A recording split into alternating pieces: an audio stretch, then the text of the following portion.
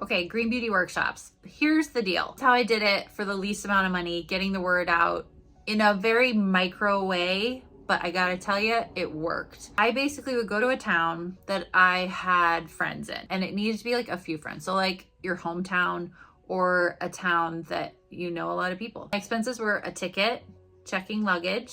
The first time I did everything by myself. Eventually I would bring an assistant with me, but in the beginning it was just me. It is very hard to do by yourself. So even if you have a friend who lives in that town who could assist you, that would be great, but I did it by myself. You can do it by yourself too. Before you go, you are booking your workshops, whatever parties, do you know what I mean? However you want to call it. And you're asking your host, which in my case was generally a woman, to put together a group. And women know the drill. Like, we have been to Tupperware parties, Avon parties, like stuff, you know, especially outside of the big cities of New York and LA. Those were actually harder to fill. Midwest and South were a lot easier to fill for these things because I feel like the ladies there know the drill. They're into it. They're ready to go. I would put together 3 to 4 to 6 of these in a weekend. A Wednesday, Thursday, Friday. Saturday I would do 2. Sunday I would do 2.